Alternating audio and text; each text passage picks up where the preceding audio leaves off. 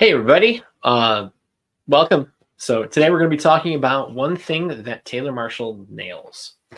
Before we get into that topic, I hope you enjoy the scenery. I've changed things a bit at my house, and hopefully it gives off a lighter light and less of a darker tone.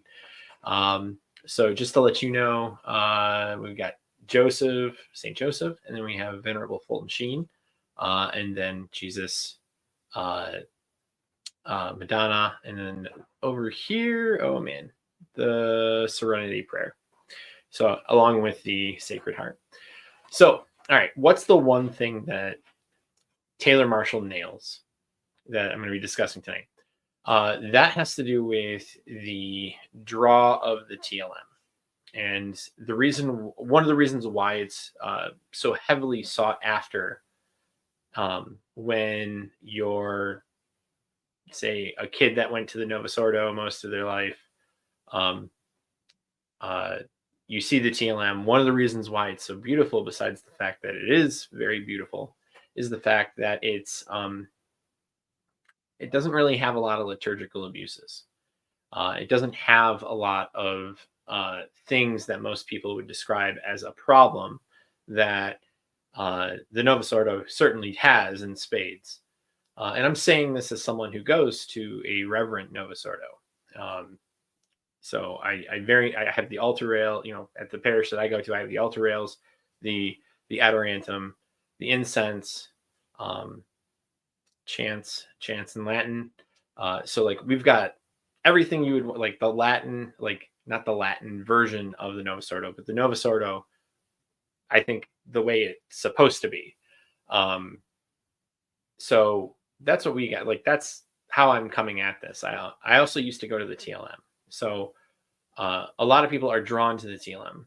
I went to a confirmation over the weekend, and there are people who, from my parish and other parishes, went to take their kids to get their kids confirmed in the old rite at one of our TLM parishes here in the Archdiocese of Detroit.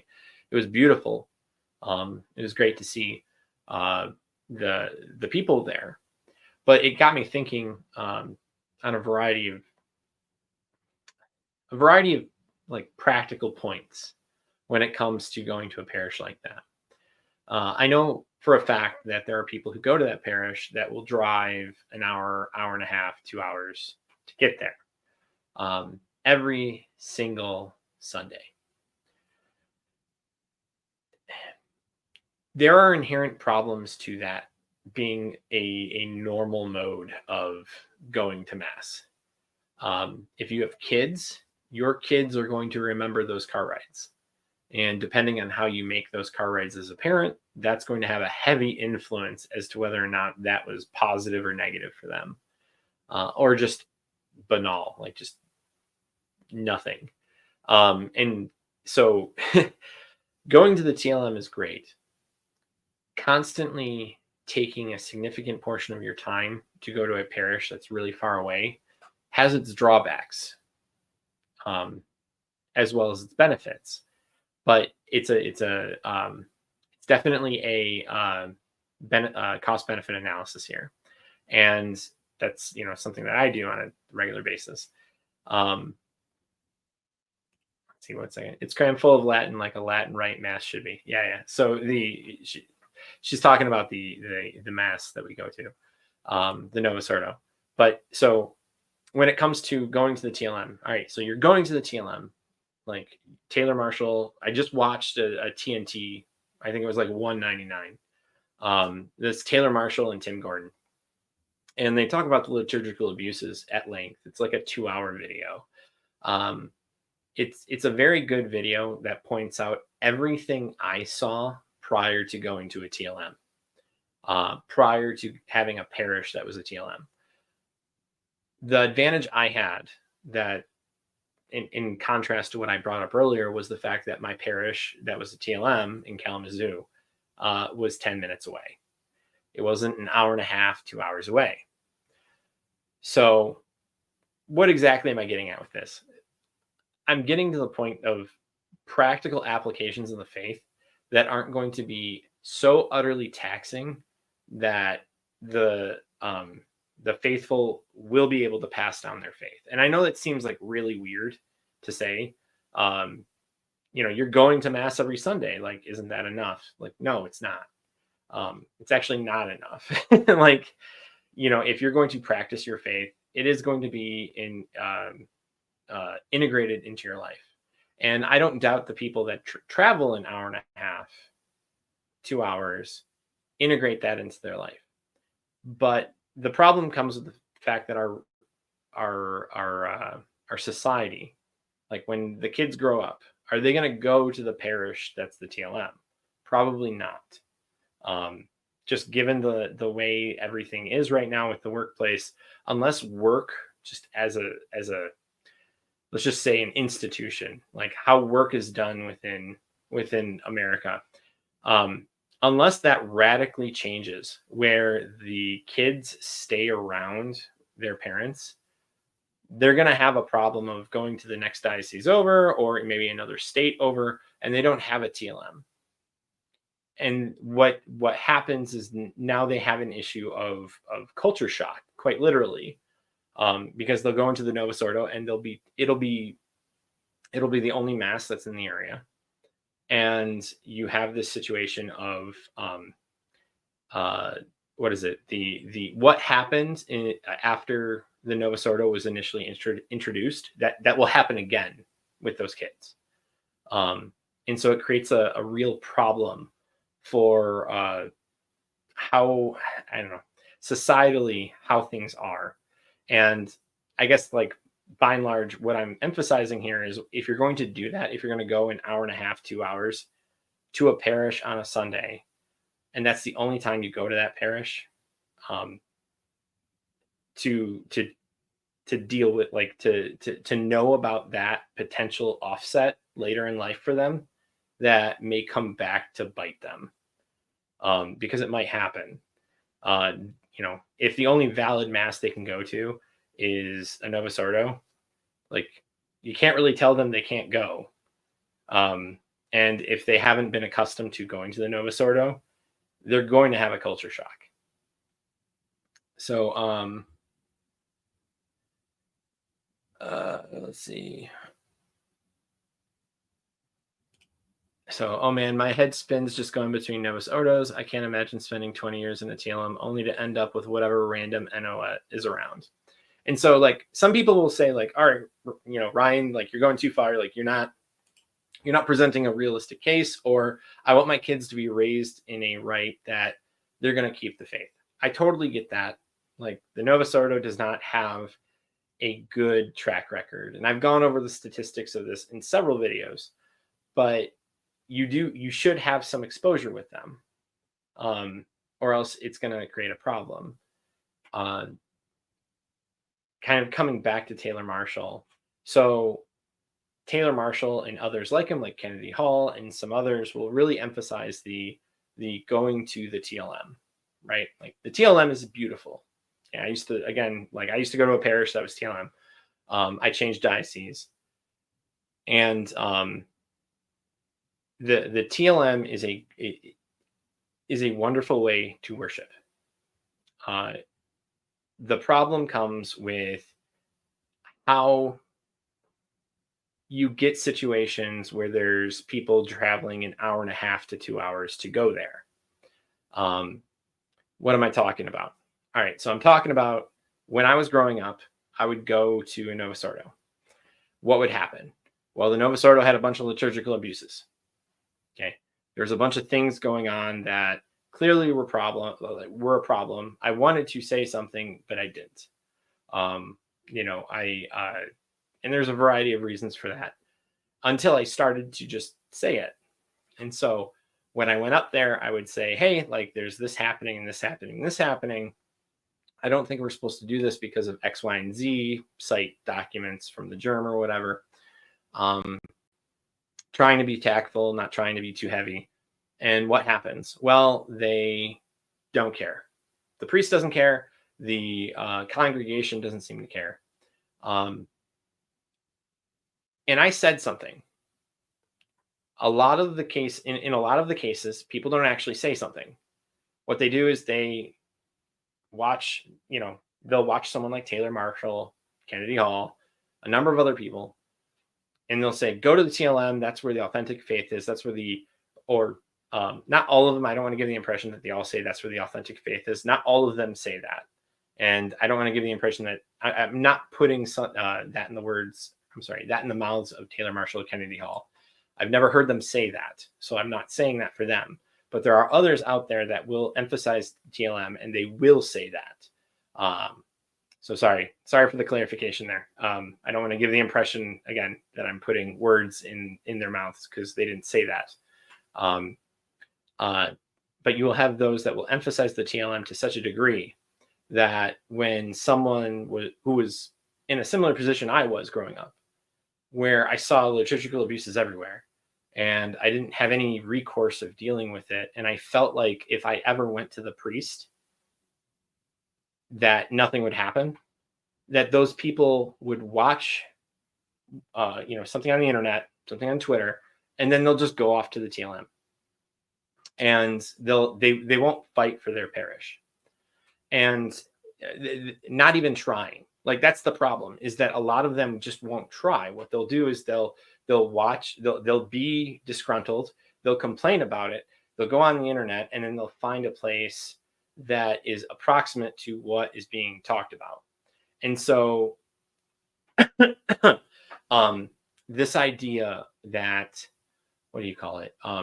This idea that you're not fighting in the parish is a very real problem. And that is something that Tim Gordon, when him and Taylor Marshall were doing TNT together, Tim Gordon would say, like, you have to fight in the parish because, and there's a variety of reasons for this. And adding on to what he had said, what Tim Gordon had said, because like the priests can't leave. Like, a priest can't just, I'm going to do TLM now. They have to get approval from the Vatican now. So if you leave the priest, he's gone, like he's just left there. So like you have a young conservative priest. I've already shown the data that that's overwhelmingly what's happening now, that you have Orthodox conservative priests moving up through the ranks.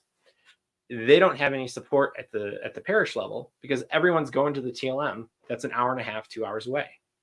And they're stuck with the boomers at the parish who are promoting things from the 70s.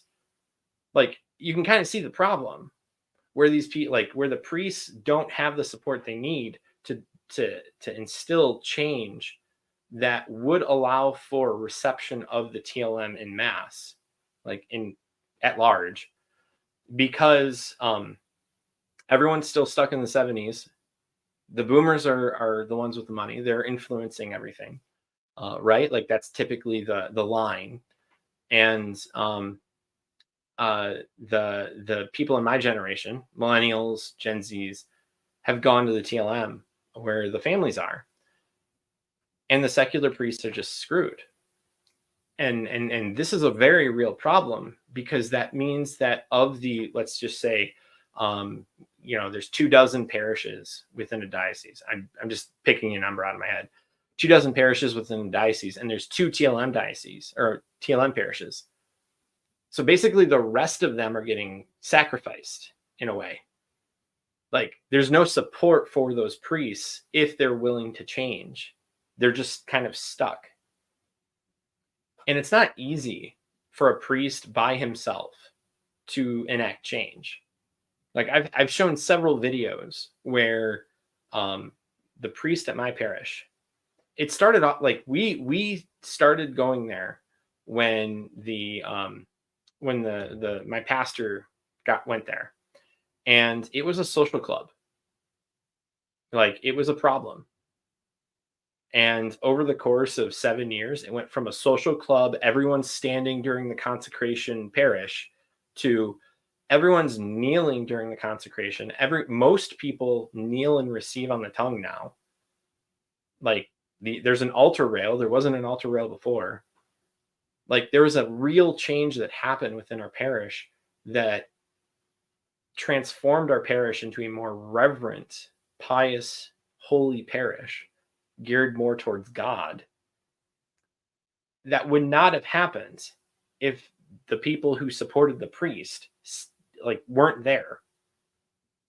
Like, and that's the problem. And like, I was, not to pat myself on the back or anything. It's just, I was there supporting the priest. Like, if um I saw one guy, he added like the father added Latin to one of the chants. It was, I think, the first time that he had done so. He added Latin to one of the chants, and a guy in the lobby afterwards, like, really, like, like, was close to verbal abuse. Like, okay, like, it got really heated, and the guy really did lay a number into Father Eric, like, saying if he wanted to go to a Spanish speaking, he had the language wrong, but like, if he wanted to go to a Spanish speaking parish, he would have went there. And like, it was right in front of me. Um, and what I did was, afterwards, I was like, Father Eric, like, that was beautiful. Like, I'm glad you did that. I'm sorry you had that happen. Like, if your priest is doing something reverent, support him. But like, bringing it back to the whole point of, like, again, like, the emphasis on the TLM is that it draws away resources, like the people, to support the parishes with the priests that are coming up as conservative. Like, how many of those people who are really happy that conservatives are coming through the ranks have ever actually seen them in the wild, or do they just stay at their TLM? Like, that, I mean, that's a rhetorical question, because obviously, like, outside of people who can answer in the chat, like, it's a very real issue that needs to be dealt with, because if you're just going to keep promoting TLM, well, now again, you're just putting everyone in the same bucket, like, at the same parish, and the rest of the parishes are going to suffer. Like, I get it. Like, there are some times when you do say something and the priest doesn't care because you're not bringing in the money like the boomers are. And I'm kind of saying boomers as a general, like, older generation thing. It doesn't necessarily need to be boomers, but like, I guess I'll just, whatever, older generation. Because I guess, yeah, some people are gonna, whatever. So the fact that, like, you'll do that, and they'll say, no, I'm gonna keep doing, whatever this population did. It's because that priest is compromised.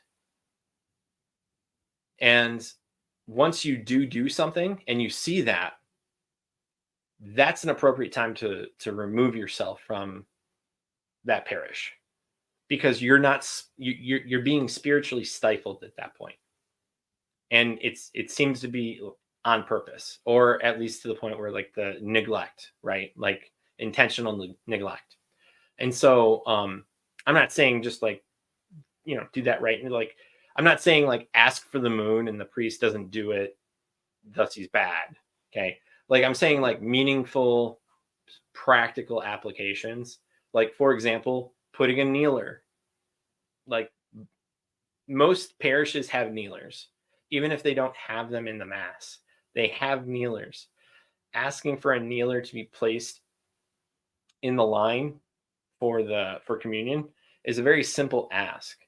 And it's one of those things that indicates whether or not a priest is willing to do a very small thing to help people live out the faith in a very good way. And so if he's not willing to do that, like, you might want to look at a different parish. Because again, it's a very small thing, and small thing for him to do. It's a big thing for you to receive on the tongue, right? Like, it's a right that you have within the church. Whereas, like, on the hands, you have to be given, the country needs to be given permission. And even then, the priest could restrict it for various reasons. But, like, the right, like, as in, like, the right of freedom of speech, the right for you as a layman in the proper disposition to receive on the tongue is there, as stated from the church. So it's kind of a big deal when, like, a priest says, no, I'm not going to give you a kneeler to sit down or to kneel and receive the Eucharist in that manner.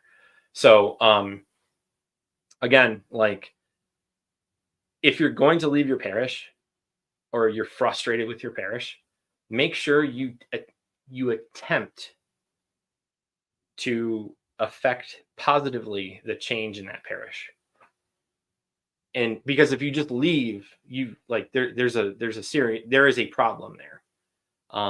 If you're not trying to help the parish that you're currently going to, that is, within the vicinity that makes sense, then that's, potentially a problem.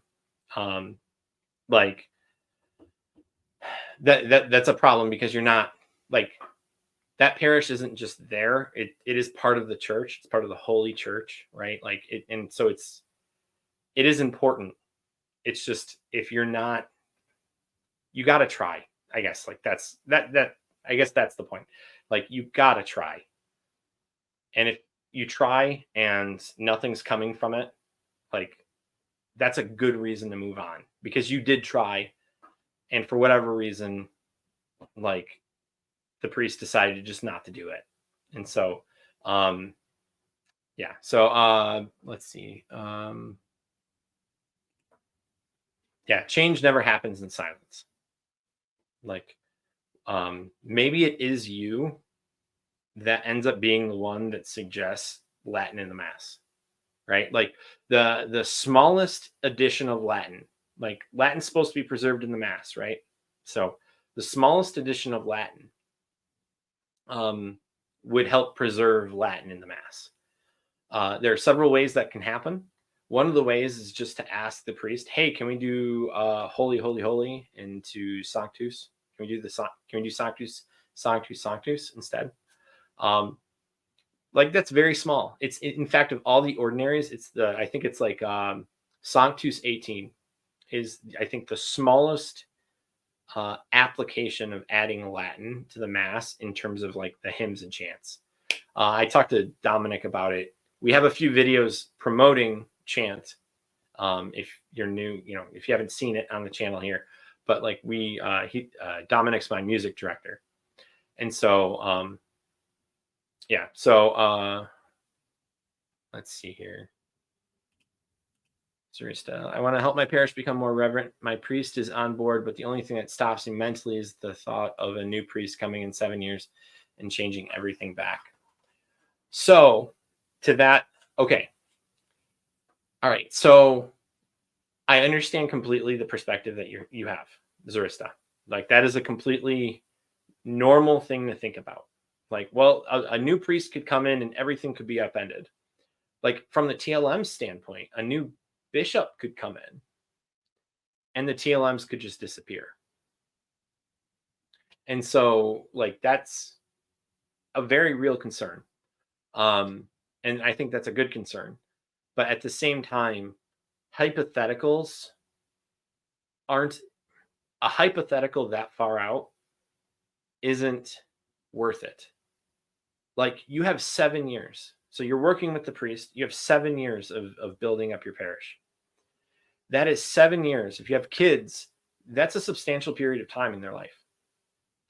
If other people have kids, that's a substantial period of time in their life. If this is the second or first, say this is the first or second time your pastor is a pastor, this is a significant point in his ministry. Like, there's all these benefits that come that you will not see, because obviously you don't have a God's eye view, right? Like, so, but like, there's all these different ripple effects that happen. So say the priest does move. Okay, well, that priest moves. Just like the new priest could reverse things. Well, one, he would have to, let's just say, deal with the same issue that most of us have to dealt with growing up, which is, the older generation calling the bishop, calling the priest, complaining, saying, "I want to see my priest in the face. I don't want to see him ad orientem. I don't want to see his back." Like, I mean, that really did happen, and that still happens today. So it's like, you have this, like, the same dynamics work, except the problem with the perspective of what's, you know, basically what happened, the normal aspects that have happened since the 70s is that you're following church tradition, right? Like, um, let's see. It seems like it could all be in vain, but it won't be, because at sometimes it isn't the direction, or I'm sorry, it isn't just the finality or the landing spot that matters. Sometimes it quite literally, and I know this is going to sound cliche, it's the journey. Like, and it's not just you, it's the priest, it's the people who currently go to mass. Like when I started helping Father Eric and I ended up doing a video to show how many particles, you know, fall off the ground or fall to the ground when comparing on the hand versus on the tongue. If I thought, well, in 3 or 4 years, someone's going to come in, a priest, and change everything, I probably wouldn't have done that. Like video, I have done that video, and that video has produced fruits. Those fruits are people are now receiving on the tongue kneeling, and they've chosen to do that as a direct result of, well, let's just say direct influence, because it isn't, I'm not going to put so much weight on the video that it, you know, it made or break everything, because it didn't, but it helped in line with what was going on at the parish. And when Father Eric promoted it, he said the day he promoted it and people watched it on the feast day of Corpus Christi, people changed from receiving on the hand to on the tongue. That's an example of a change that is going to be lasting. And even if a new priest comes in, do you think that new priest will have such a negative impact that the people who changed from on the hand to on the tongue are going to go back to doing it on the hand? I don't think so. But like, that's kind of how you have to think, is that there's going to be a permanence, because like the building in which we all worship in, like, right, like each church could potentially be closed in 10 years, especially with how things are going in America. Like you have there's very few churches that, like parishes, that may or may not be able to close, but you have so many that are kind of like teetering on the line. And if you're thinking about it, not just from a priest standpoint, but from the congregation itself, like nobody's going to be in that building in 10 years, potentially. Does that mean you don't try? You don't do it? And I think the answer is no, because like God didn't put you here to work on a building, right? Like he put you here to work with people. Like we are social beings. Like we are meant for each other. We're meant to love, and that's going to come out in a variety of ways. Some of it is going to come out in ways where, you know, the worship will get better, but there's also the lasting impact of people in how they fundamentally understand Christ because of how you helped get them there.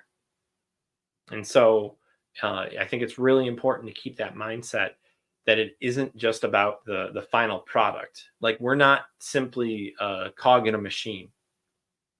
Like we are people who have relationships with other people, and you know, we do try to, you know, as best we can, to show Christ to them, even if it's somebody who's also, you know, Catholic, because at the end of the day, like that is like, there is no line. Like we're supposed to treat everybody the same, right? And so kind of like bring that into your thought process. And I know like this is kind of, I'm trying not to like make it ranty, so I'm sorry. I'm sorry if it did, but it's like I guess I'm just trying to, like, I hope you understand like what I'm getting at. And some of it is going to sound cliche. It's going to sound like something from a movie, and you know, it's like some movie line, and that's completely fine. The reason why it's in that movie is because it's true. Like there are things that have lasting impacts, and You being a part of that is like really important. A parish with a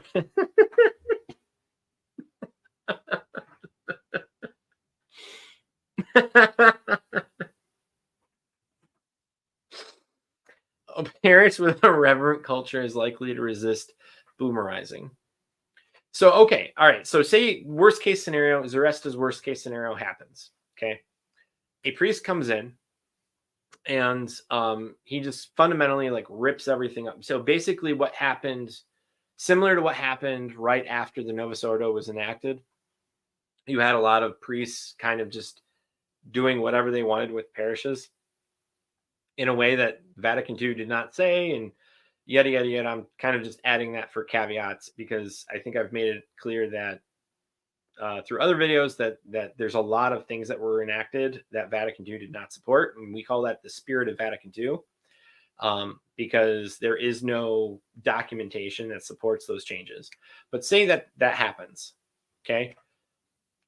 If your culture is there, like if there are people, if something happened, say for example, our parish, I actually, if the priest changed and had a negative impact on the parish, that wasn't simply a personality difference. So I'm trying to like keep in mind that like this isn't going to be across the like. I'm not trying. I don't want to draw the to be. Gosh, I'm screwing up my idioms. Making the broad, whatever. I'm totally screwing this up, but like you're not the brush isn't as broad as you want it to be. Okay, like you don't want to have such a broad brush. You're removing legitimate changes that are good but kind of suck at the same time. Like they suck to go through. They're kind of like growing pains, but they have to happen and they're good for the parish overall. And some of that's going to be with like the personality of the priest, and that's completely fine. The issue comes with say for example there's devotions to there's a devotion to Saint Margaret, just devotion to Saint Margaret, and the priest shuts it down, just like, yep, we're not doing devotion to Saint Margaret anymore, you can't rent out space. It's like, okay, you should probably talk to the people that you know that you have the culture with and seriously consider like talking to the bishop about that, or as a last ditch effort, like moving parishes, because this goes like with the individual thing. Like you got to attempt to you got to fight back the boomerization, like the boomerizing. You got to fight that, and go to authentic tradition as taught by the church and has been taught by the church for thousands of years. You want to do that, but if the priest is obstinate in what he wants to do, and it's not simply a matter of like filial piety, where it's like you're giving him due respect as the spiritual father, but he's going above and being abusive in his authority for your own spiritual well-being, that might be, and that of your kids, it might be good to move parishes, because that's another way. So going to the bishop is one way, right? But like there is another way of indicating to the bishop, like, this guy is just not helpful, and he's doing serious harm, is by like literally moving parishes, and that's kind of like a double-edged sword, because sometimes people moving out may not actually be practicing, like because they treat it like a social club. And so like you coming in and bringing tradition, like people left. And so like that's, like that can be taken as two different ways. So you got to be careful with that in terms of like, you don't want to be necessarily too abrasive, but you want to be direct. Like, bishop, this is like, this is what's happening and it's negatively impacting our church, blah, blah, blah. Like be respectful about it always. Like don't ever, for the office of the priest, the office of the bishop, don't be disrespectful. But at the exact same time, you have to think about your community. You have to think about like your spiritual well-being as well. Um, and if it isn't a proper, let's just say a proper chastisement in obedience, um, that you can discern and seriously reflect on, but it goes beyond that into abuse, then obviously by all means go ahead and do that. And I think I don't think that's talked enough. I think that's a topic that people don't want to talk about, but it absolutely needs to happen, because it's one thing to be obedient. It's another thing to stay in the house with a drunken father, right? Like it's, somebody like the abuse of authority is a very real thing. The Pope is against clericalism. So, I mean, like there's a bunch of things on your side, at least on paper. And sometimes it does take us moving and getting away from that, to really let them know, like, hey, this is a problem. And so, or at least to appreciate it. So let's see, I got to get rid of that. Let's see, and it's not just our perished. Oh, you're welcome. That's the type of response I can give. I have to be careful because I'm trying not to go into theology, because I'm very much not. I don't want to get the impression that I'm some sort of theologian. I'm a statistician, and I'm very adamant about we have what do you call it? Statistics that we see, like baptism, confirmation, weekly rates of mass going. Those are the fruits of what's currently being enacted, right? Like we understand what's going on, and we can see like a lot of things failing. So I don't want to give the impression that I'm talking about theology directly. It's more like I'm talking about the fruits of what's been established or enacted. And I don't want to give the impression that I'm being resistant to the bishops for the sake of being resistant to the bishops. Critiquing, because I know some people in the comment section have actually gone really out of their way to make sure that they think that they know what I'm talking about. And they're accusing me of things that don't make sense. Criticizing something like, for example, hey, bring back altar boy only because it'll help with the numbers for the priesthood, is something that we see in the numbers. It is completely within their power to do that. They don't have to ask for permission. They can just simply say, as bishops, we're going to do this. We're only going to allow altar boys. We're not going to allow altar girls. And over the number of, over the generation of kids that will come through, based off the evidence, the number of boys will go up. That will choose ordination. So that's not me saying the bishops are heretics or something, as what's been accused of me, but it's more like you have two options, and you're currently working on an option that does not give you the maximum output of priests when we're currently in a priest crisis. And so, but yeah, getting back to what you asked Zaresta, I'm glad you that helped. AK-37. I see you change that icon pretty fast.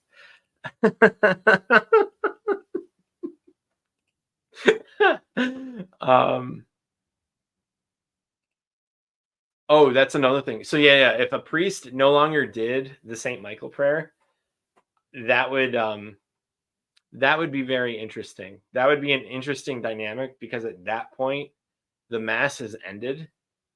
And so because the mass has ended, yeah, I don't know. I think, yeah, because the mass has ended, so why can't we do the St. Michael prayer? That would be that'd be interesting to see, to say the least. Based, okay. Thank you. Hard part with that is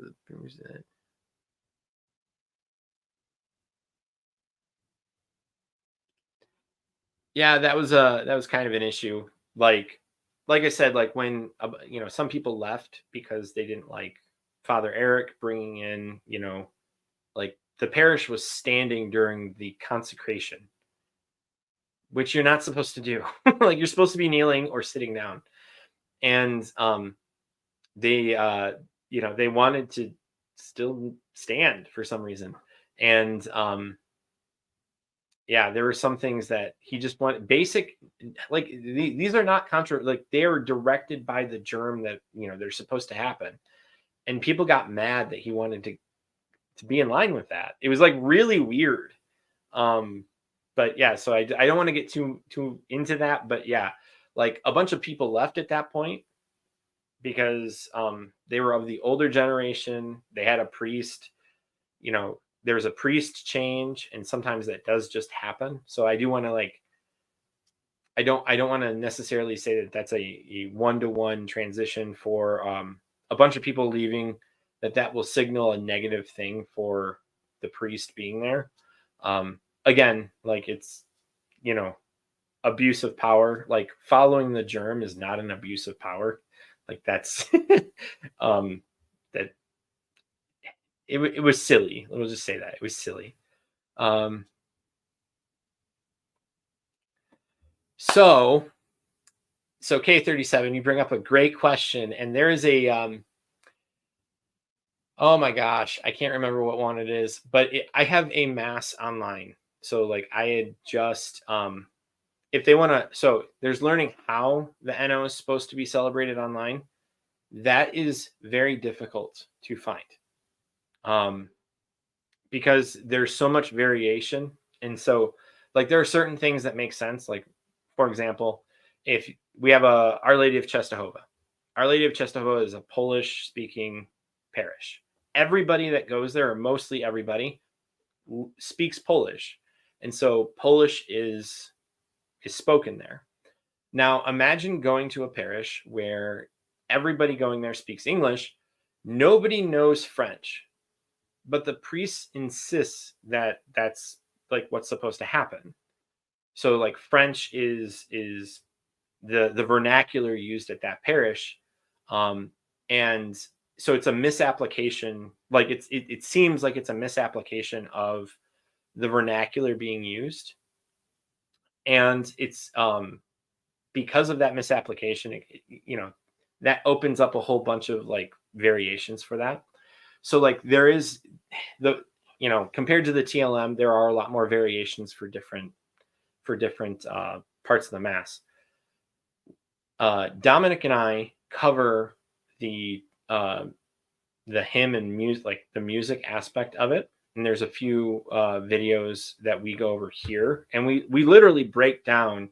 We go through a motu proprio from I think it's Pope Leo the 12th. We go through the mass, like we go through what a high mass is, what a low mass is for the Novus Ordo, and what a sung mass is. I also do have a recording of the only sung mass at our parish where everything is sung, everything, including the readings. Everything is sung. That is on the website. I forget. I want to say it's a Marian feast day, but it's I think it's like an hour and 11 minutes or something like that. But it's crap. I can't remember what it is. But so I don't know exactly where to tell you to go, but I can give you like videos where we cite resources in those videos. And so look up any of them where I'm talking with Dominic. I think there's like 3 of them. And in every single one, we have the resources that will help with celebrating the Novus Ordo, because the music, the introit, the music, the chants, those are very integral to the Mass. And a lot of people think that they're secondary, and obviously they are to the sacrifice itself, and to the liturgy of the Word and the liturgy of the Eucharist. They are, but they're a necessary secondary component. And without them, you're going to have the pacing is going to be wrong. Like, there's going to be a lot of problems. So please go to those those videos. They do have, like I said, we cite. I made sure to put the cited resources that we used to go over that. Because I've never been able to find a very good, thorough, like, this is how the mass is supposed to go, except for those documents. So I'm trying not to be long-winded. I'm sorry. Like, I'm just let's see. Oh, that's cute. Sorry. There's I don't have a second person to do a thing. Let's see, I've seen them with the visiting priest, insubordination. Let's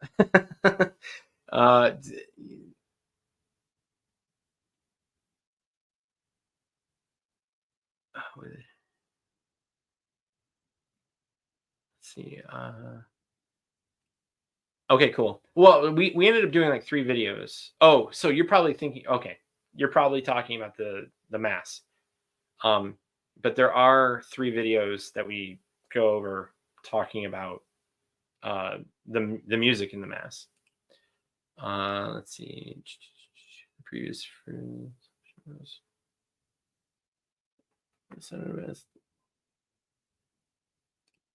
So the sound of mass definitely assisted in my conversion. It's no small thing, right? Because it's going to be music touches the heart in ways like that. I think people don't know, because people don't like, music has kind of been subordinated to a mechanic, right? Like, it's not something that we necessarily enjoy outside of our, like, whatever postmodernist taste we have.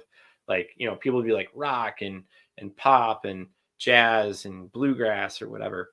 The problem comes with, like, music touches you in ways that other things don't. And there's a variety of reasons for that, like scientific reasons, and then, like, the church has understood that. That's one of the reasons why music is so important in the mass. And so when you have, like, everything in a major key, like, becomes an issue. So we definitely avoided places like that when we came to the Archdiocese of Detroit. We took 9 months to try and find a mass, parish, and we landed on St. Basil. But like that was not a small thing. Like, that was heavily in, like, there was a lot of things. Excuse me. There was a lot of things going on, and it was something we prayed about. Well, it was something I prayed about because she didn't convert at this time. But yeah, it's the music is not a small thing. So yes, absolutely, it is. Yes, it is. It's Venerable Fulton Sheen. I don't understand why he's not a blessed yet. He has every check for it, so I am very confused. He had a day, and then, what is it? The Diocese of Rochester, the bishop was like, "Hey, wait a minute. There's a bunch of things going on with the attorney generals. What if something happens with Fulton Sheen?" And they basically stalled it indefinitely. Gosh, like, that would be the weirdest thing, wouldn't it? So for all the people who have an issue with Pope Francis and critique him in a variety of ways, some legitimate, some not, that is me being very legalistic and tiptoey here. But the fact that, like, if Bishop Fulton Sheen, if Venerable Fulton Sheen was beatified under Pope Francis, that would be like one of those weird hooks, like well, not hooks, curveballs, where he gets beatified under, like, that to me would just be really funny. Yeah, so hopefully he gets beatified soon. And Bishop's call for his beatification to happen again, because that seems to be the only thing that's holding us back, is from, like, I mean, because there are people who they can't put him down as a confirmation saint because he's not a saint. Like, he's not declared blessed, and he hasn't been beatified. And so depending on where you live, like we got to deal with like confirmation names, and it is a region, like it is based off the diocese, it's based off your ordinary, what your bishop allows. And so if your bishop doesn't allow non-saints, then like that's just how, I mean, that's just what it is. And that's really unfortunate, because I know there's a lot of people who really want Fulton Sheen as someone to someone to help them, and they'd like approval from the Vatican saying that he is in fact blessed. And because, like I said, all of the checks are there. The miracles happened. Yeah, sorry, I might do a video where I just do a checklist of what's supposed to happen and just show how Venerable Fulton Sheen has covered that. So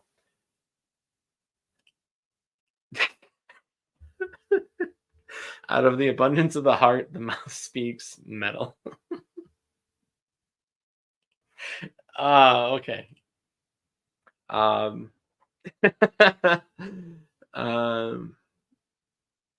That's good to hear, K37. Sorry, I'm backtracking a little bit. So I've been going to a pretty reverent Novus Ordo weekdays recently. They do things pretty good. That's good. Like I said, like there's going to be more and more conservative priests, because that's what the evidence shows. That when newly ordained priests are surveyed, they are more conservative. They are more orthodox than those of 20 years ago, which means that a young pastor is more likely to enact traditional devotions and tradition within the Mass. Like, go to them. Like, go to them and help them. Because, you know, if they go to a parish that where it's just a social club and they don't have support, that's going to be a really tough fight. And it's going to look like he did something wrong, when the people who are there have been conditioned to not necessarily accept what tradition has passed down to us. And that's obviously a very real bad issue. So, I mean, St. Paul kid, blah, blah, blah, blah. Sorry. 14 watching and only 2 likes. Yeah, I mean, can you guys like it? That would be nice. And comment, that would be sweet. It is a bit clickbaity, so like, don't get me wrong. Like, I am Taylor Marshall. I've been critical of Taylor Marshall in the past, but I will also say very much so that Taylor Marshall has been heavily influential in my life. So like, one of the things that has been really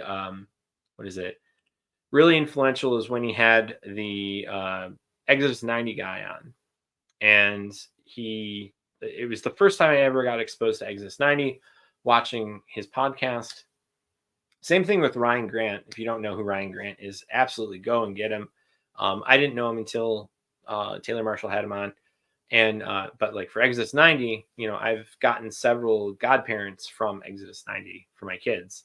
And this Wednesday, we're supposed to have a Halloween party where we play some games, we do some things, and, you know, we finish the night off in praying Vespers. So, like, you know, Taylor Marshall has been influential in my life, but I don't want to give the impression that, like, he's a bad guy, but that he's perfect. You know, basically, I'm like walking that line. And so I can probably say that this is an episode where I'm walking a lot of lines. So like, please forgive the line walking, because I'm trying not to overstate things. And that's, yeah. Let's see.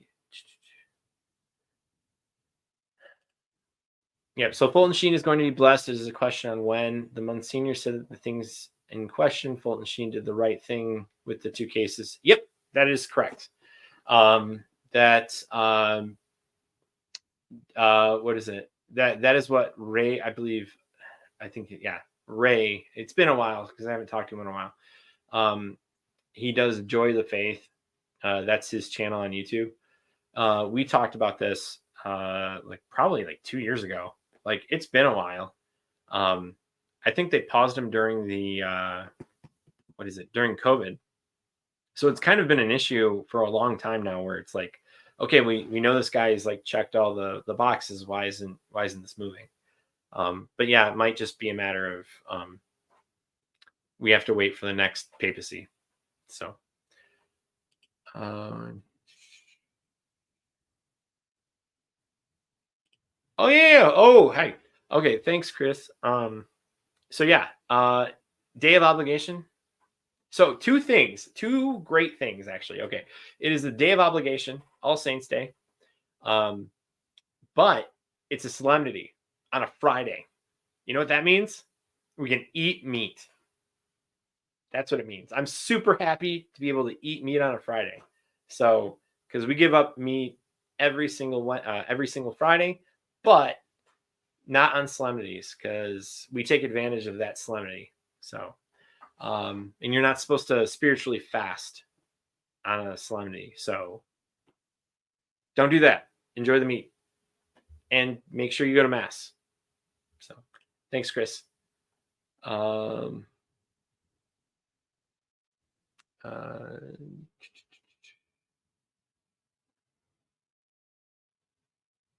good dinner. Yeah. But bishops asked us to fast. What?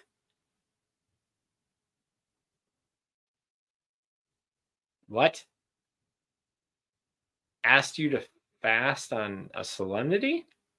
That that's weird. Okay, so I'm gonna have to.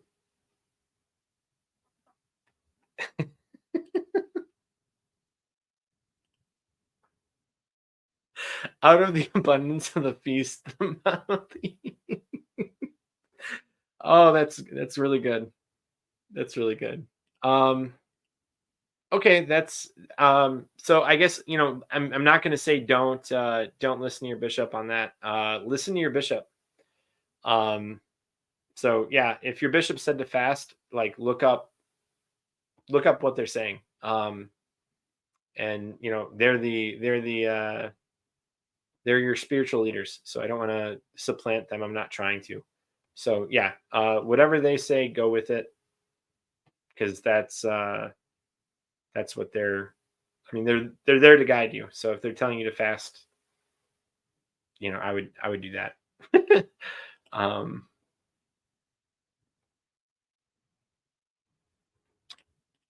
that's interesting. Don't know if it's mandatory. It probably isn't. I don't know if it's in America. Like I would be very surprised to hear of a pre or a bishop saying it's mandatory to fast on a solemnity. But yeah, there's what is it? There's like 178 dioceses. Each one of them has a bishop. So I don't know. I don't know which bishop, which diocese you're talking about. So, because you told me to you told me to look it up. So I don't know which diocese it is. Maybe it's the USCCB. I don't know. Let me check. Fast All Saints Day.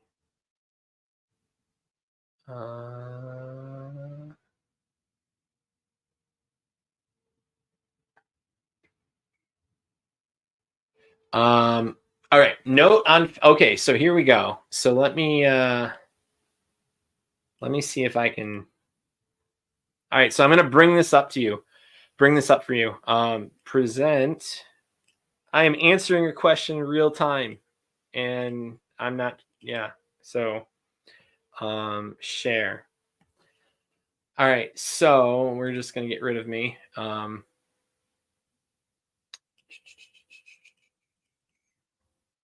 So this is from the USCCB. This is not the AI overview. This is from the USCCB. Note on fasting. On the solemnity of All Saints, we honor all the saints and continue to join in prayer for the building up of a culture of life, marriage, and religious liberty. Since this feast day is a solemnity, it is not appropriate to fast on All Saints' Day. So let me see if that's...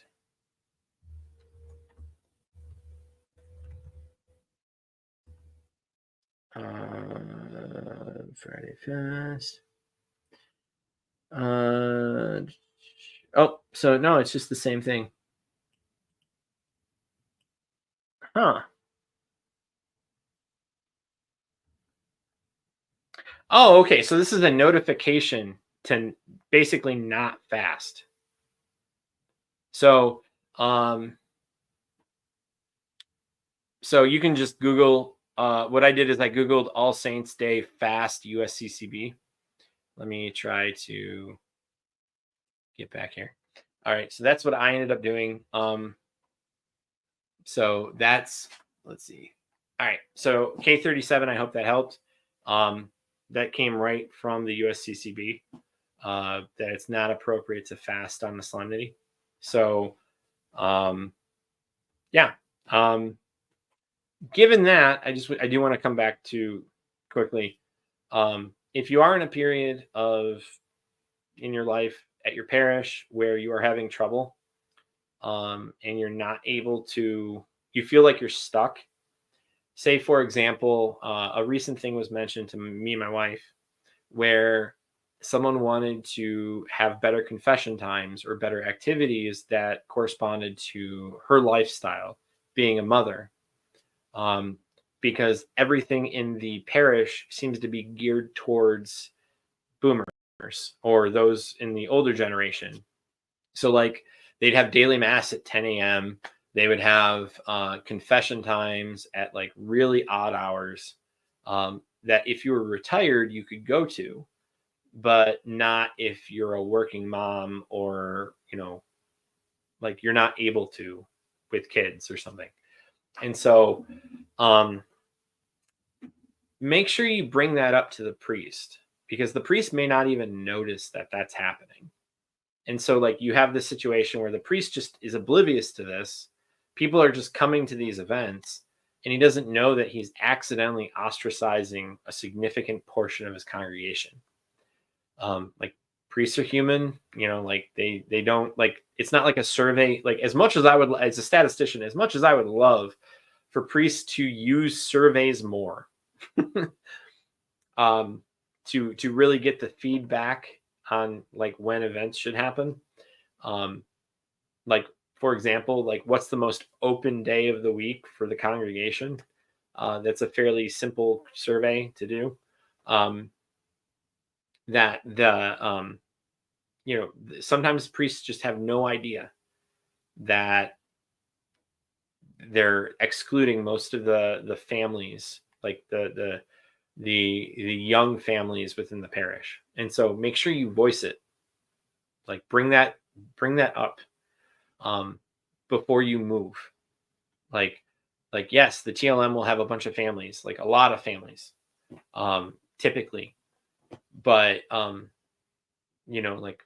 like at our parish, like we have a Novus Ordo. We are somewhat close to a TLM parish, but we have a lot of families with kids. Like, and when I say with kids, I mean like the families have like 3, 4, 5 kids. We're the one with 5, but like like there's a few of them that are going to hit 5 in the next year, because of some pregnancies. So that's awesome. But like the point is like, if we weren't there and we didn't tell our priest, hey, like for example, there was a game day Father Eric had, and he had it an hour after the second, I think it was an hour and a half after the second Sunday mass. And I just told him, I was like, hey, like we'd love to go to game day, but it's simply too far away for us to just kind of sit around at East, like where the city is, because we drive like 20 minutes to mass, 20, 25 minutes to mass. Like we'd have to go back sit there for a half hour and then, go back home, sit there for a half hour and then come back. And I told him if it was like within a half hour, like if it was like a half hour after um, the last mass, we would absolutely go. And so that change actually happened, and a lot more people came because of it. And so like I said something. It was like it wasn't like I was offended or anything. It was just something where I was like, hey, like we'd love to come to this. Just here's the situation. And it seems like a lot of people were in that situation, and the parish responded positively. And that's what you should do. I mean, sometimes it's going to respond negatively, and that's okay, because at least the priest will know at that point, like, the population doesn't support that. So um um yeah, don't worry about it, it's okay. I mean, yeah, the flyer that I was reading from does look like it's supporting fasting, um but it's not. It's kind of weird. So um never attribute to malice which may be true attributed first to ignorance. Yeah, and ignorance isn't a bad word either. Like, people make it out like it's a negative word. It's not. Just uh, humans are humans. Like, there are things I'm ignorant of, and if it's not brought to my attention, I typically don't act on it. So um and sometimes another person is needed to help me see that. So uh oh my gosh, exactly. This is exactly. So this is an example. I need to bring this up. This is an example of, like, one, if you know how to do this, putting a QR code into the bulletin linking to a Google form survey, do it. Like tell your priest, hey, we're gonna do this so that we can, like, do surveys and get people to do things. And that, maybe there's an announcement at the end of mass or something, or during the homily, um, that, hey, please do this. Because, like, there are so many things where the parish is behind on technology. Part of that is because the priest is running literally everything. Like, and you need to just volunteer your time and put this in place. So do it. Pull a Shia LaBeouf and just do it. So, okay, sorry, that's just my thing. Like, I really like that there's a thing. Let's see. Yeah. Uh, exactly.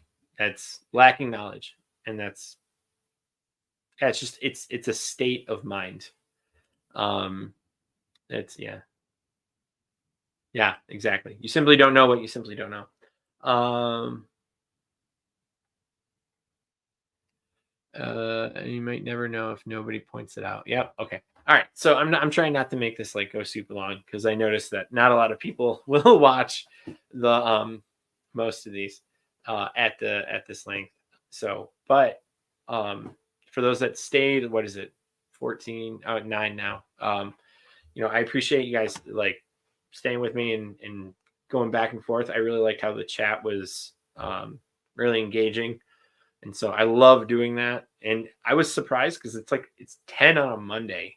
Okay. For me, like, I started at 9, and I started at 9 because, like, some things happened, with the kids. And so I wasn't able to start at 8:30 like I wanted to, but I'm glad I did, because I got all you guys to go back and forth. So thank you for that. And if you have any comments or, like, any points of interest you'd like to be brought to light, um, like, we can talk about it in the comments section, going back and forth on certain topics, and I can just bring it to light. There are several things that I've promoted with these videos that are good.